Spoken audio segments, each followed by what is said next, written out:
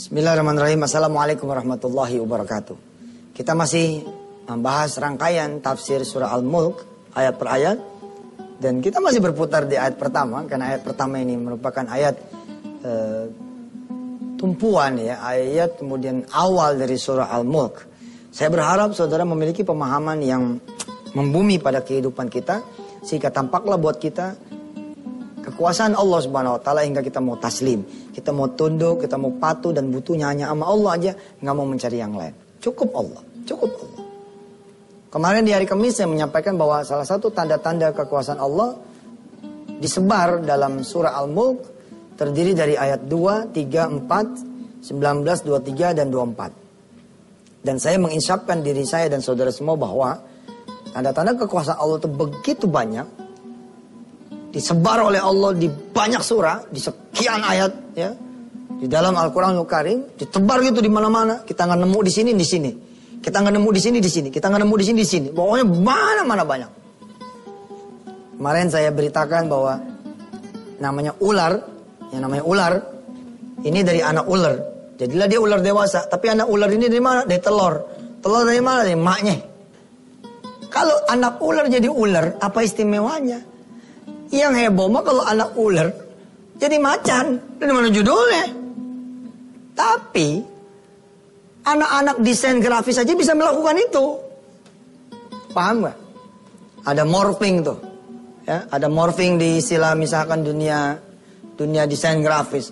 Bagaimana kemudian ular sang gitu menjelma menjadi anak macan misalkan. Menjadi anak harimau.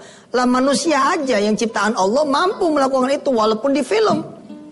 Dan begitulah kerjaannya para tentara-tentara Fir'aun kan. Alih-alih sihirnya itu sebenarnya desain-desain grafis tuh. Desainer. Ilustrator.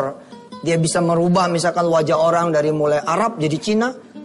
Cina jadi Jerman. Jerman jadi kemudian orang Bangladesh. Bangladesh jadi orang Indonesia. Indonesia pun beragam suku. Muka dirubah-rubah. Apalagi Allah. Allah bilang, wahai Musa, itu bukan sihir. Itu asli. Pegang aja kalau percaya. Santok. Ya, kalau di film kan cuma film. Sihirnya tentara Firaun cuma sihir. Ya. Kemarin kita membahas misalkan surah Toha ayat 17-21 sebagai tanda-tanda lain kekuasaan Allah. Ayat dua-duanya juga menarik kita baca. Apa ayat dua-duanya? Wadmum ila janahika wadmum yadaka ila janahika takhruj bayda'a min ghairi su' min ghairi su'in ayatan ukhra linuriyaka min ayatinal kubra. Dan kepitlah tangan wahai Musa ya. Jadi Nabi Allah Musa disuruh ngepit tangan sini gitu. Atau di sini. Lalu kemudian taplak kemudian cahaya. Woi, subhanallah. Min ghairi su'in, enggak ada cacatnya tuh cahaya kayak bola lampu yang apa gitu. Linuriyaka min ayatinal kubra. Ini ayat 2, 17, 21 dan 22. Ternyata Allah bilang apa? Linuriyaka min ayatinal kubra. Baru sedikit dari tanda-tanda kebesaran kami.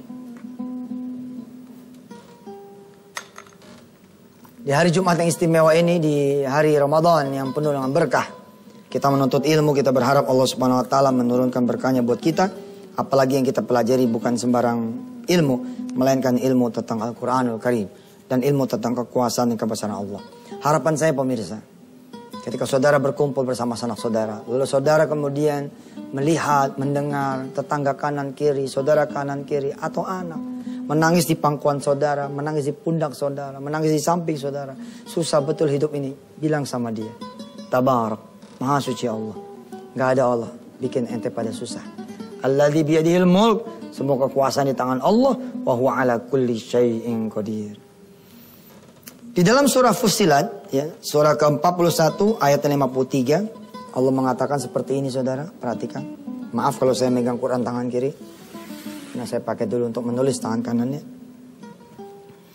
Sanurihim, kami akan perlihatkan ayatina fil afaqi wa fi anfusihim hatta yatabayyana lahum annahul haq. Awalam yakfi bi rabbika annahu ala kulli syai'in syahid.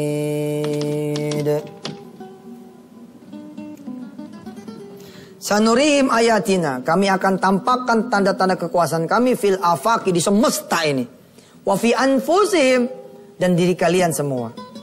Hatta yatabayyana lahum annahul haq, sampai jelas buat kalian semua, buat mereka, sesungguhnya Allah itu adalah yang maha benar, dialah yang hak.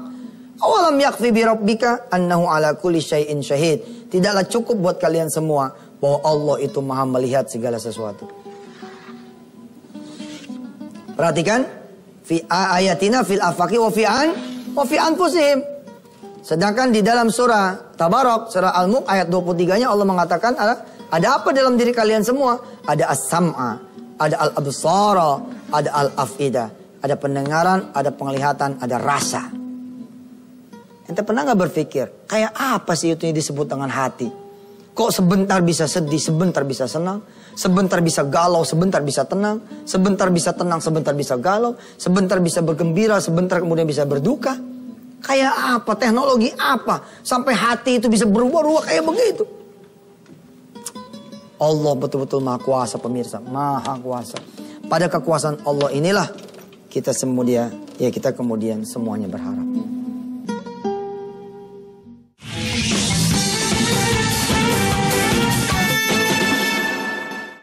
Alhamdulillah pemirsa, ya. Nanti cerita-cerita ini, contoh-contoh ini, saudara template di semua urusan saudara. Apa sih saudara punya urusan? Misalkan tadi yang saya bilang, ya, nih anak. Ente mikir aja gini, mana sih yang lebih susah urusan anak ente, misalkan gitu ya, sama misalkan urusan 7 lapis langit, tanpa tiang, tanpa cacat, burung yang kemudian mengepakkan sayapnya, ya? Lebih sulit ngurus anak ente kah buat Allah atau mengurus langit dan buminya? Gak ada. Anak ente lebih ringan. Mau narkoba, mau apa, semua udah insya Allah. Serahkan kepada Allah, kembali kepada Allah, minta ampun sama Allah. Barangkali rezeki kita yang mengacau Allah. Kacau rezeki sehingga anak-anak kita kacau dah. Apalagi urusannya? Ekonomi, penyakit, hutang, rumah tangga, karir, jodoh, bisnis, pekerjaan, semua. Maha suci Allah, biyadihil mulk, kekuasaan itu di tangan Allah, wa huwa ala kulli syai'in qadir. Pegang nih wa huwa ala kulli syai'in qadir. Kalau kita ngelihat Fussilat 53, ini juga ayat yang akrab nih sama saya pemirsa. Fussilat 53 ini, surah ke-41 nih Fussilat. Ini ayat akrab benar sama saya. Nih, bagian yang ini nih yang saya akrabin. Merasa Allah memperhatikan saya gitu loh. Bukan berarti untuk urusan jangan jahat, jangan dosa, jangan maksiat, jangan belagu, jangan patatap tenteng, jangan sombong. Bukan. Bukan cuma urusan itu. Saya ini kebetulan produk dari kesusahan ya. Jadi kalau ngomong tentang kesusahan tuh ya saya senang gitu. Karena alhamdulillah gitu. Pengalaman saya ketika susah, ketika punya hajat, ketika punya masalah, saya share kepada saudara semua. Saya senang apa dari ayat ini? Cukuplah buat saya Allah ini melihat saya susah. Masa iya Allah bakal ngediemin? Kira-kira begitu. Kalau emak ente tahu ente belum makan, masa nggak dikirimin makanan? Kalau bapak ente tahu ente digebukin, masa dia nggak datang? Kira-kira begitu. Nih lihat. Awalam yakfi bi rabbika annahu ala kulli syai'in syahid.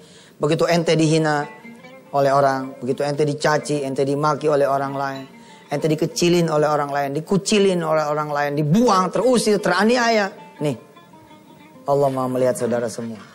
Begitupun ketika ente punya proyek, punya pekerjaan. Nih, Allah mau melihat. Masa Allah nggak dampingin kalau ente minta pendampingan?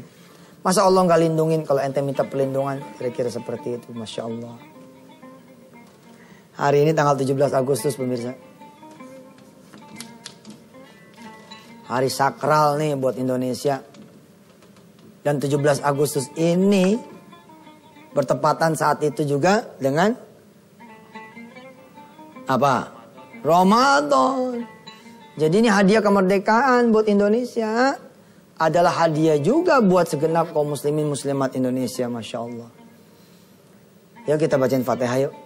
Buat pahlawan-pahlawan kita yang sudah menghadiahkan kepada kita perjuangannya. Insya Allah mudah-mudahan turunan-turunan para orang-orang tua kita yang berperang di jalan Allah. Menjaga agamanya. Menjaga kemudian negeri ini dari penjajah. Mudah-mudahan insya Allah bisa kita wariskan dengan baik. Kita jaga dengan baik dan bahkan kita kembangkan. Untuk semua orang-orang tua kami ya Allah. Yang berjuang melawan penjajah. Membebaskan negeri ini dari tangan-tangan penjajah. Mudah-mudahan kau ampuni mereka semua. Kau tempatkan sebagai syuhada terbaik. Kau dudukan bersama para pahlawan Badar. Bersama para pahlawan Uhud. Yang berjuang bersama Rasulullah Muhammad SAW. Engkau kemudian jaga anak-anak turunannya biar pada menjadi orang senang. Tapi lurus, soleh-soleha. Dan mudah-mudahan engkau melihat kami sebagai anak-anak bumi pertiwi. Anak-anak ibu pertiwi ini mudah-mudahan bisa menjaga negara Indonesia yang kami sama-sama cintai karenamu ya Allah. Al-Fatihah. A'udzubillahi minasyaitonirrajim. Bismillahirrahmanirrahim. Alhamdulillahi rabbil alamin. Ar-Rahmanirrahim maliki yaumiddin. Iyyaka na'budu wa iyyaka nasta'in. Ihdinas siratal mustaqim. Siratal ladzina an'amta 'alaihim ghairil maghdubi 'alaihim waladdallin. Amin. Saya punya banyak kenangan 17-an waktu kecil. Ya, alhamdulillah. Saya termasuk yang kalah terus kalau makan kerupuk. Kenapa? Karena menikmati, bukan pengen buru-buru. Makannya nikmati. Subhanallah. Aduh, subhanallah. Cuman karena saya kecil suka dapat hadiah terus. Kenapa? Karena kalau saya kalah nangis melulu. Jadi pada si zaman nangis katanya, daripada si Yusuf nangis kasih hadiah udah kasih dah. Alhamdulillah kalau lomba 17-an gue dapet piala terus walaupun nggak menang gitu. Kenapa? Kesian kecil. Subhanallah. Pemirsa, kalau kita lihat Indonesia ini punya siapa? Nah, orang sering merasa udah jadi pemimpin, jadi kayak punya dia. Arogansi kekuasaan namanya. Padahal negara ini bukan punya dia. Punya siapa? Punya Allah. Hanya sebagian kecil aja dari tetesan kerajaan dia. Banyak pemimpin negeri ini yang berperan bukan sebagai sopir. Sebagai yang punya mobil. Jadi belagu. Padahal dia tuh sopir doangan. Sopir. Mengendalikan mobil ini kemana. Suruhan siapa? Suruhan kita nih para penumpang. Tapi berasanya udah kayak punya mobil aja. Dia jual-jualin spare partnya jualin. Kursinya dia jual-jualin. Kita merana. Dia pada senang. Tapi gak usah khawatir. Hukum Allah adil. Gak bakal kemana duitnya. Gak bakal kemana. Coba perhatikan para koruptor. Koruptor ngambil nih. Tang. Terus dia beli apa? Dibeli rumah. Rumah siapa emang? Rumah orang kan. Terus begitu jadi rumah orang gimana? Orang ini selamatan. Bagi-bagi sama tetangga-tetangga dia. Kalau dipikir-pikir sebenarnya. Gak kemana-mana juga duit-duit yang dikorupsi itu. Coba pikir. Terus kemudian sama dia setelah dibeli rumah. Setelah rumahnya kejual. Dia beli mobil kan. Mobilnya buat siapa? Buat ngangkut semua tuanya, orang tuanya. Itulah cara Allah membagi-bagi rezeki juga kadang-kadang. Subhanallah. Enggak sih, enggak bakal keluar kata Allah. Enggak ada yang diambil harta mah. Aku cuma ngelewatin lewat dia aja. Cuma cara dia zalim itu aja. Subhanallah. Misal kita doain juga para koruptor di negeri ini. Penegak-penegak hukum kita doain. Mudah-mudahan momentum 17 Agustus yang ada di bulan suci Ramadan mengingatkan kita kepada ya 1945 bahwa negeri ini dihadiahkan Allah pada saat juga Ramadan. Terima kasih. Jangan kemana-mana. Habis ini masih ada satu lagi. Silakan.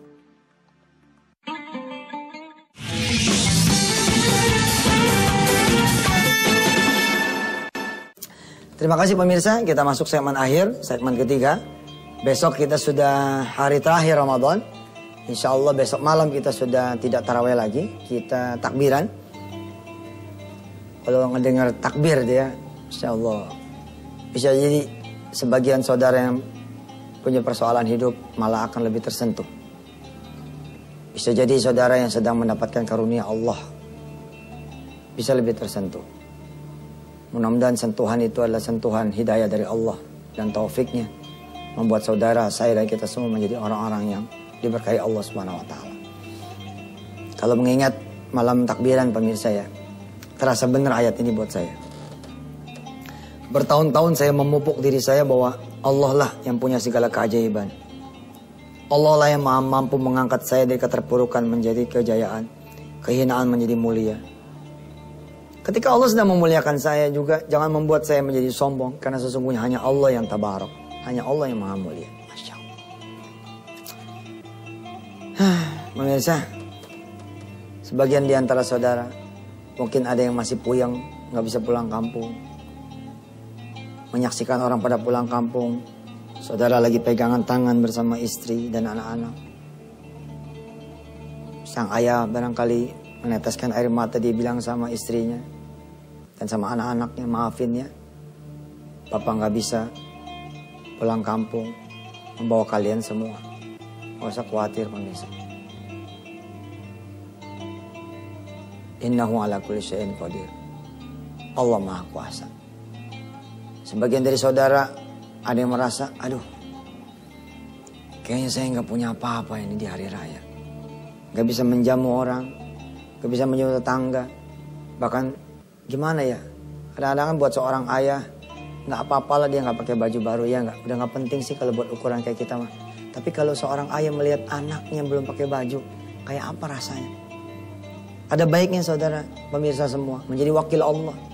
Saudara operasi anak-anak kecil, panggil dia, sini nak, sini, datang nih anak. Ada apa Om? Ada apa Pak Haji? Udah beli baju belum? Terus anak itu kelihatan sama saudara, nangis gitu. Subhanallah. Pegang dia, peluk dia. Insya Allah nak, ke rumah yuk. Sampai rumah, jangan kita kasih duit kalau perlu. Jangan kita kasih duit. Kita ajak dia ke mall, ke pasar, ke tempat-tempat perbelanjaan. Ayo nak, siapa teman kamu lagi yang pada belum punya baju? Panggil nih, suruh kemari, barang-barang Pak Haji. Subhanallah, dia datang 40 orang. Aduh lu banyak amat bawanya. Tadi kata Pak Haji, siapa aja teman-teman saya yang belum punya. Ini semua nih, emang di kampung ini susah semua. Masya Allah, baik kalau gitu Pak Haji sewa truk dulu ya. Ini bawanya semua saya nih. Gak usah khawatir pemirsa. Saudara hanya perlu berbuat baik, berniat berbuat baik. Nanti Allah eksekusi. Wow, senang sekali saudara. Saudara nenteng anak sendiri aja. Pilih baju yang mana kamu suka nak, silakan ambil. Udah senang banget. Apalagi saudara lihat tertawanya anak-anak. Masya Allah. Ajak anak-anak itu yang pada miskin, yang pada kemudian yatim, duafa. Gembirakan hatinya. Jangan sampai nanti di hari raya ada anak-anak yang berduka. 1000 kali memang lebaran bukan baju baru, tapi buat dunia anak-anak. Itulah dunianya. Siapin kemudian warna-warni makanan. Nggak apa-apa. Buat menjamu anak-anak kita. Jangan lupa saudara, siapin tuh gocengan, cebanan buat lebaran. Ya, kan seneng tuh kita. Ya, kalau kemudian zaman dulu nih kan kalau kita pergi kemana-mana zaman lebaran dulu kan kantongnya banyak ya. Buat kacang, buat duit, buat apa lagi tuh? Pengalaman mana pengalaman?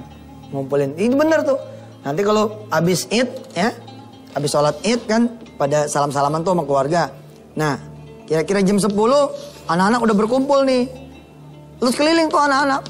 Nanti sore-sore pada ngitung kan. Banyakan mana nih? Beli bakso, beli apa? Wah subhanallah. Dari 365 hari, Allah bagi 1 hari. Allah bagi 1 hari, di mana hari itu adalah hari kebahagiaan buat semuanya. Yang tidak mampu pun, Allah kutip.